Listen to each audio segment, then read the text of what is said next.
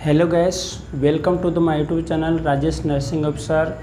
Now I am going to explain about the CPR procedure of the CPR. तो CPR का procedure क्या होता है, अभी हम CPR मीन्स क्या होता है, व्हाट इज द CPR बताएंगे। CPR क्यों देना रहता है, किस पेशेंट को देना रहता है।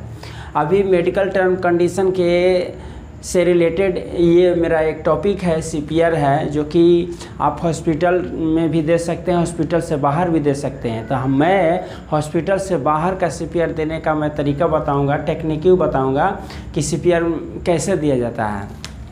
तो पहले फ्रेंड्स जानेंगे हम लोग कि CPR क्या होता है। तो CPR कार्डियक पल्मोनरी रेसिस्टेशन होता है। कार्डियो पल्मोनरी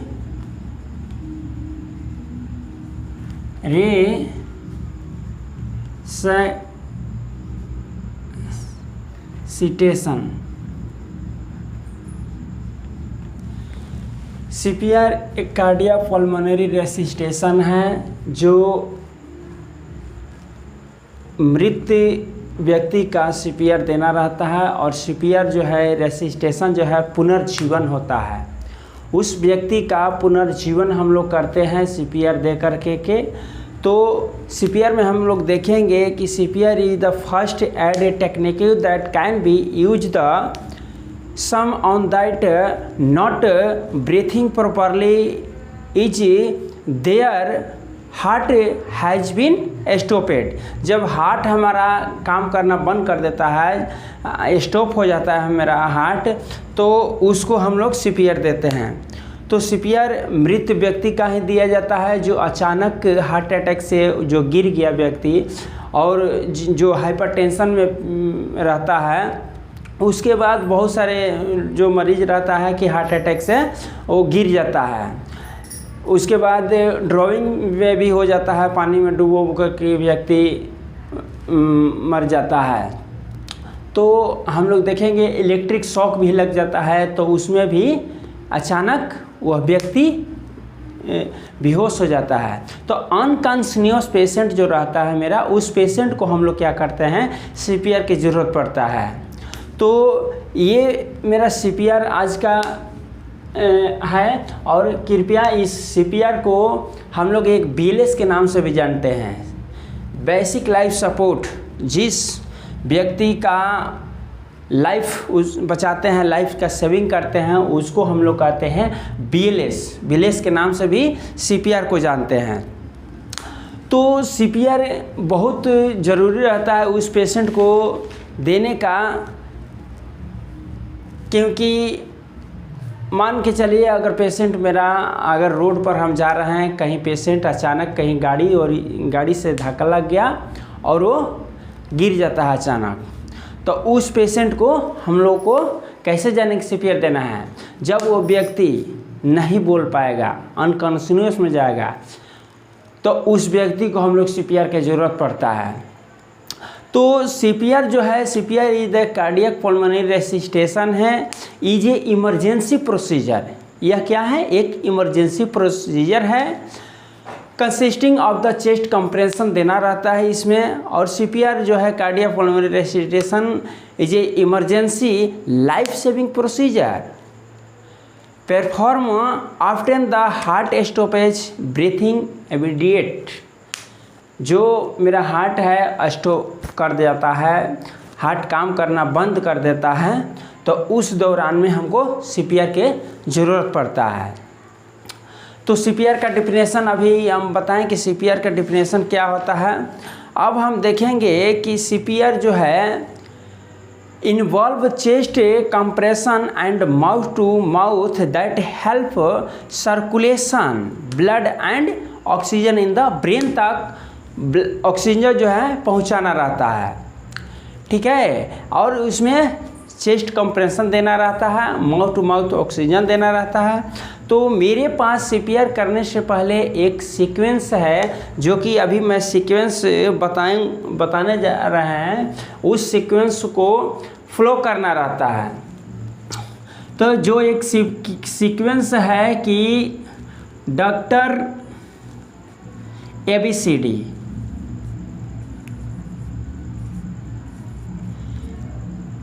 ये एक सीक्वेंस है डॉक्टर ABCD, जो कि यह उस पेशेंट पर लागू होता है जो पेशेंट अनकॉन्शियस है। हार्ट अटैक जो जिसको आ गया है, अचानक वह व्यक्ति बोल नहीं पाता है, उस पर क्या है, इस सीक्वेंस लागू करते हैं हम लोग। तो CPR करने से पहले हम लोग क्या करेंगे कि वहाँ देखेंगे कि मेरा पेशेंट जो है वो कहाँ है, किन जगहों पर है। आउट ऑफ द हॉस्पिटल का हम बता रहे हैं कि अगर मान के चलिए रोड पर है और बीच चौराहे पर है, तो वहाँ से क्या करेंगे कि उसको हटाएंगे। तो D for danger, D for danger, पहले उस जगह से हटाएंगे, पहले सेफ रहेंगे अपने आप को, तभी हम लोग CPR दे सकते हैं। उसके बाद D फॉर डेंजर के बाद क्या करेंगे, यहाँ R हो गया, R फॉर रेस्पॉन्स। क्या वह व्यक्ति रेस्पॉन्स दे रहा है, क्या वह व्यक्ति बोल रहा है। अब कैसे हमको पता चलेगा कि हमको इस पेशेंट को CPR की ज़रूरत है, क्योंकि वो व्यक्ति जब बोल नहीं पाएगा, उसका सर्कुलेशन चल नहीं पाएगा, ब्रीथिंग जब चल नहीं पाएगा, तो व्यक्ति को ज़रूरत पड़ता है। तो D फॉर डेंजर, उस जगह पर उसको क्या करेंगे कि सेफ जगह पर लेकर के आएंगे। अगर वो सेफ जगह पर ऑलरेडी है, तब तो वहाँ हम लोग क्या करेंगे कि वहाँ उस जगहों पर हम लोग CPR चालू करेंगे। तो CPR अभी प्रोसीजर बताने का में बहुत सारा टाइम लगेगा, परंतु जिस दौरान हम लोग CPR जब करेंगे तो उस टाइम में डोंट लीव द टाइम, उस समय टाइम का बचत करना है, टाइम बर्बाद नहीं करना है, क्योंकि पेशेंट सीरियस रहता है, इमरजेंसी रहता है। R फॉर रिस्पॉन्स, रिस्पॉन्स दे रहा है कि नहीं। हेलो, क्या करेंगे, उसके दोनों कंधे पर थपथपाएंगे और उसको आवाज़ देंगे, क्या आप ठीक है, hello, excuse me, you are okay, क्या आप ठीक हैं। अगर देखेंगे कि वह आवाज़ नहीं दे पाता है व्यक्ति, तो क्या करेंगे, आवाज़ नहीं देगा तो उस व्यक्ति को, इसमें एस छिपा हुआ है, इसमें एक एस छिपा हुआ है डॉक्टर्स ABCD में, जो कि हम देखेंगे कि इसमें एस ले क्या होगा, रिस्पांस नहीं देगा तो अदर पर्सन को हम लोग हेल्प लेंगे, दूसरे आदमी से हम लोग क्या करेंगे, वहाँ हेल्प लेंगे। अगल बगल कोई आदमी रहेगा तो देखेंगे कि उसको बोलेंगे, हेल्प के लिए चिल्लाएंगे, या तो अगल बगल आदमी पूरा इकट्ठा हो जाता है, भीड़ लगा हुआ रहता है, तो उस समय उस पेशेंट को क्या करेंगे, हम लोग उस व्यक्ति से बोलेंगे कि हेलो, कृपया आप एम्बुलेंस बुलाइए, कॉल करिए एम्बुलेंस के लिए, ट्रिपल द नंबर वहाँ बोलेंगे एम्बुलेंस का, वो कॉल करेगा। केवल उसी व्यक्ति को बोलेंगे, उसका नाम नहीं जानते हैं, उसका नाम नहीं जानते हैं तो उसको शर्ट पहनेगा तो हेलो, ये पीला शर्ट वाला, काला शर्ट वाला, कृपया आप जल्दी एम्बुलेंस को बुला करके लेकर आइए, जल्दी कॉल करिए एम्बुलेंस को। और मेरा क्या काम है वहाँ, मेरा CPR देना है। तो मैं उस व्यक्ति से हेल्प लिया और वो कॉल किए, वो पर्सन क्या किया, वो एम्बुलेंस को बुलाएगा, तब तक से मैं अपना काम यहाँ पर चालू रखूँगा। रेस्पॉन्स वो व्यक्ति नहीं दे रहा है, उसका ब्रीथिंग नहीं चल रहा है, ठीक है। तो अगर उसको चेक भी करना है तो सांस ब्रीथिंग अगर सर्कुलेशन चल रहा है कि नहीं, तो यहाँ कैरोटिड पल्स से उसको फील करेंगे और देखेंगे वहाँ कि क्या उसका पल्स रेट, कैरोटिड पल्स चल रहा है, नहीं चल रहा है। तो सेंड करेंगे, सेंड टू हेल्प के लिए उसको बोलेंगे। उसके बाद B फॉर ब्रीथिंग, यहाँ B फॉर ब्रीथिंग, क्या वह व्यक्ति सांस ले रहा है, विथिन 10 सेकेंड में उसका ब्रीथिंग को हमको जांच करना है। जो सांस ले रहा व्यक्ति तो 10 सेकेंड में, कैसे, पेशेंट को हम सीधा पोजीशन में लेटा दिए हैं और वहाँ पर क्या करेंगे कि उसके जहाँ उसका माउथ है, मुंह है, वहाँ मुंह के पास में क्या करेंगे हम लोग, एक चिन के पास अपने हाथ रखेंगे, उसके ठोड़ी के पास और एक हेड के पास, ठीक है। और वहाँ से उस मुंह के सामने से हो करके, क्यों वहाँ कान इसलिए लगाएंगे हम, क्योंकि वह व्यक्ति उसका अगर ब्रीथिंग लेता है तो वहाँ उसको हमारा साउंड हमें सुनाई देगा। और सामने स्टेट में जहाँ स्टेरनम है, यहाँ डायफ्रागम है, डायफ्रागम के पास से यहाँ भी हम लोग उसका क्या करेंगे, उसका ब्रीथिंग का जांच कर लेंगे। कितना minute, only for 10 second, 10 second में हम ब्रीथिंग जांच करेंगे। उसके बाद सी फॉर सर्कुलेशन, सर्कुलेशन, यह सर्कुलेशन जो है अब हम वहाँ स्टार्ट करेंगे सर्कुलेशन उसका सीपीआर का प्रोसीजर वहाँ पर हम स्टार्ट करेंगे, जो कि इज द सीपीआर जो सर्कुलेशन है, they are still not breathing abnormally, normally start CPR chest compression, ठीक है। अब वहाँ क्या करेंगे कि हमको सीपीआर देना है, तो सीपीआर देने से पहले क्या करेंगे उसको वहाँ पर कि अपने दोनों घुटने पर इस तरह से नीचे की ओर झुकना है और अपने जो हैंड है ये जो इंटरलॉक करना है, हाथ को क्या करना रहता है, इंटरलॉक करना है, ठीक है। एक हाथ रखेंगे, उसके बाद ऊपर से दूसरा हाथ भी रखेंगे, इंटरलॉक करेंगे, पूरे स्टेट में रखेंगे हाथ को, पूरे होल द बॉडी वेट, पूरा बॉडी का भार क्या करना है कि उस पेशेंट के ऊपर यूज करना है। सीपीआर के लिए कहाँ हाथ को यूज करें, कहाँ रखेंगे, तो स्टेरनम के बीच में, राइट साइड, लेफ़्ट साइड रखेंगे, राइट साइड नहीं लेफ़्ट साइड, क्योंकि लेफ़्ट साइड ही दिल होता है। जो दिल का दौरा हार्ट अटैक होता है तो वह दिल से ही होता है। स्टेरनम के पास क्या रखेंगे उसको चेक करेंगे। अब देखें कि वहाँ हमको कितना सेकंड में देना है चेस्ट कंप्रेशन, तो 1 मिनट है, 100 पर मिनट, 1 मिनट में 100 बार कंप्रेशन देना है, परंतु 30 सेकंड में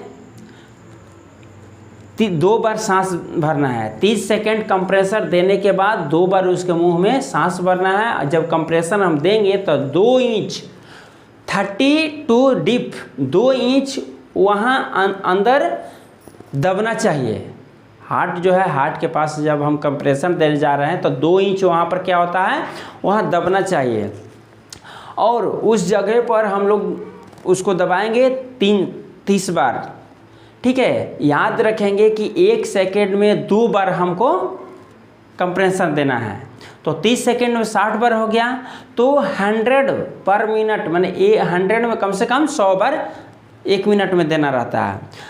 तो कैसे देंगे, 1 2 3 4 5 6 7 8 9 10 11 12 30 40 50 60 70 80 90 20 21 22 23 24 25 26 28 29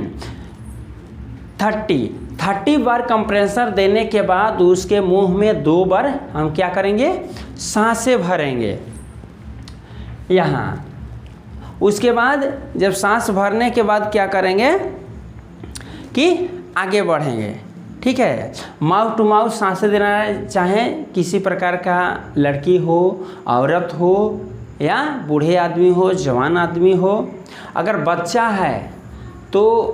है तो देखेंगे कि कितना साल का बच्चा है, तो 1 ईयर से या 1 मंथ का बच्चा अगर है, 1 मंथ का 2 मंथ का अगर बच्चा है तो उसको 2 फिंगर से ही देना रहता है। अब चलेंगे कि अगर चेस्ट कंप्रेशन हम दे रहे हैं तो हो सकता है कि स्टेरनम वहाँ टूट जाए, लेकिन इस जगह से स्टेरनम टूटने से वहाँ पर नहीं डरना है, क्योंकि अगर स्टेरनम एक बार टूट जाए तो वो जुड़ सकता है, परंतु अगर व्यक्ति का लाइफ चला जाएगा तो दोबारा नहीं आ सकता है। तो इसीलिए वहाँ पर हम लोग स्टेरनम को, जब रिब्स है वहाँ रिब्स को नहीं ध्यान देंगे कि रिब्स मेरा टूट रहा है या न टूट रहा है, ठीक है, टूट जाए तो ठीक है, परंतु लाइफ का उसका जीवन दान देना है। और आगे देखेंगे कि D for defibrillation. D for defibrillation,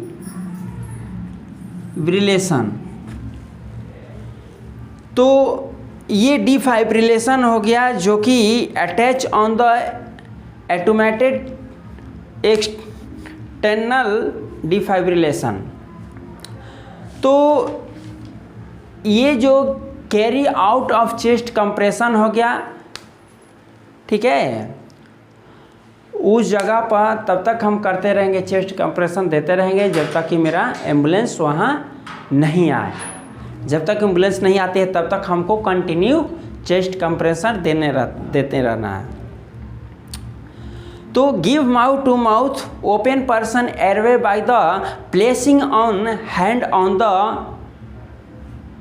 forehead on top of the, जब ऑक्सीजन उसके मुंह में हवा भरना है, 2 बार सांसें भरना है, ठीक है। तो चीन क्या करेंगे, एक बार चीन के पास रखेंगे और एक फोरहेड के पास रखेंगे और उसमें उसको एयरवे के ओपन करेंगे। एयरवे जब मेरा ओपन होगा तो वहाँ पर क्या होगा, हवा आसानी से आगे जाएगा। अगर आप हवा नहीं भर पाते हैं तो चेस्ट कंप्रेशन कंटिन्यू करते ही रहना है। तो ये है आज का मेरा टॉपिक CPR, जो कि बेसिक लाइफ सपोर्ट विलेज के नाम से जानते हैं। अगर मेरा वीडियो अगर अच्छा लगे आप लोगों को तो वीडियो को लाइक